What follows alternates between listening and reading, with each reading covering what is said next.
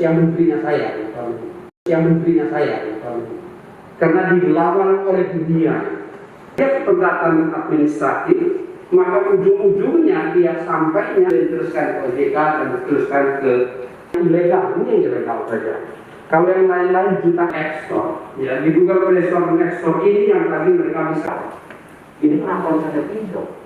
Karena kalau waktu itu kan belum boleh masuk ke online. Nah, tidak dipakai dan proper bekerja kita tingkatkan. Nah, masalahnya sekarang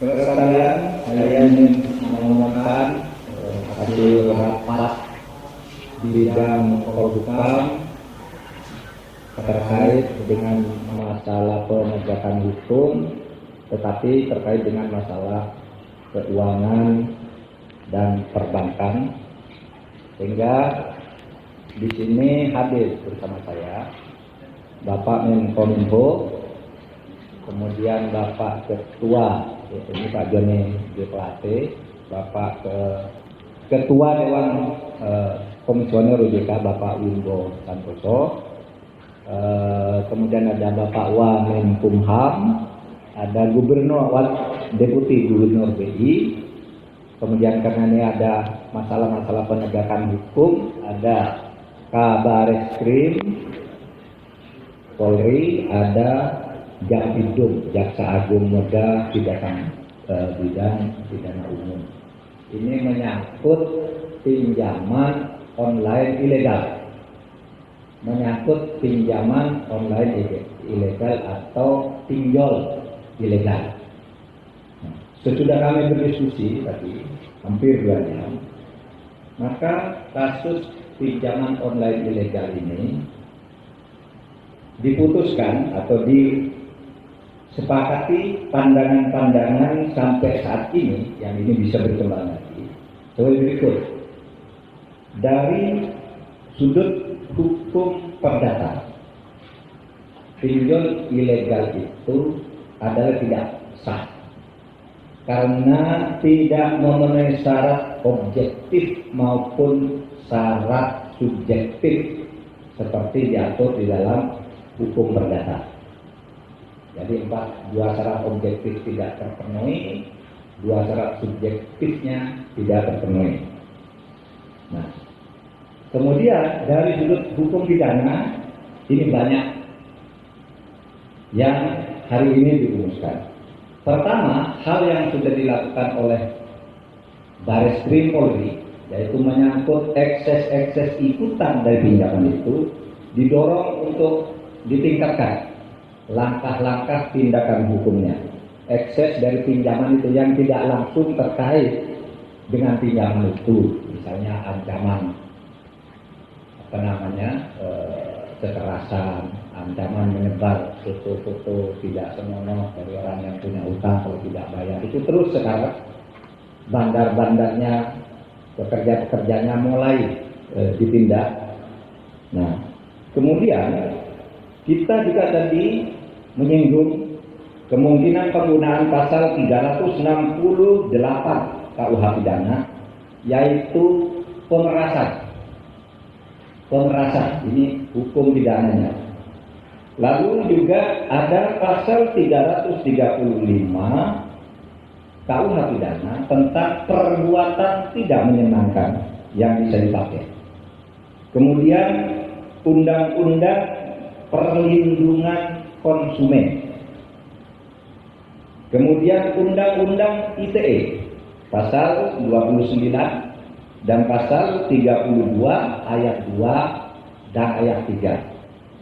Nah, ini kami umumkan kepada masyarakat bahwa dari aspek hukum perdata kita bersikap pinjaman online, pinjol ilegal itu ya ilegal, namanya juga ilegal, tapi bisa dinyatakan tidak memenuhi syarat sehingga bisa dinyatakan batal atau dibatalkan. Ya. Oleh sebab itu, himbauan atau ini statement resmi dari pemerintah yang dihadiri oleh OJK dan BI, hentikan penyelenggaraan pinjol ilegal ini. Satu. Yang kedua, kepada mereka yang sudah terlanjur menjadi korban, jangan membayar. Jangan membayar. Kalau karena tidak membayar, lalu ada yang tidak terima, diteror, lapor ke kantor polisi terdekat.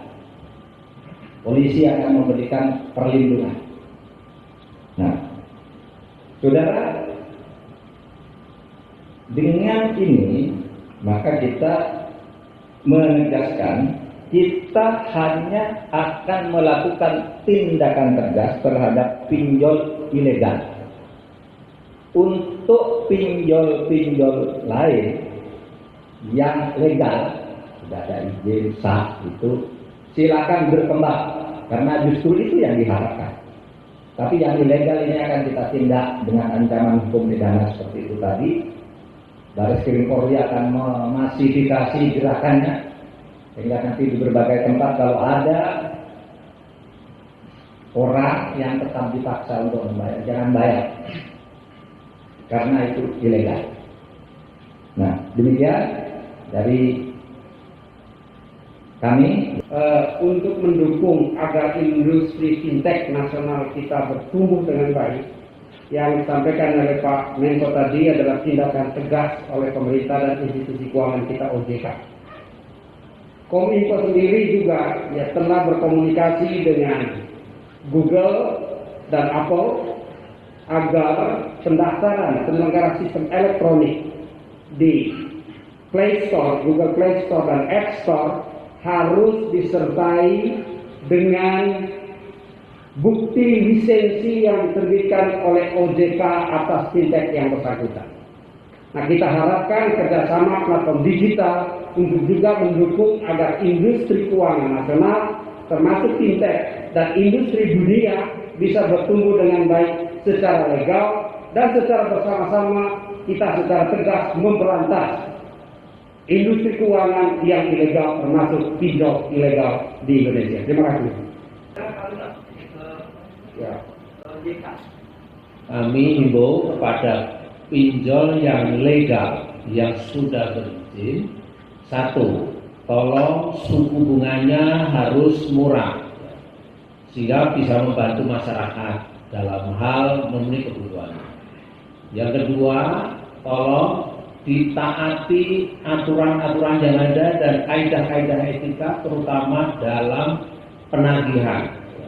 Jangan sampai ada ekses melanggar kaidah maupun melanggar etika.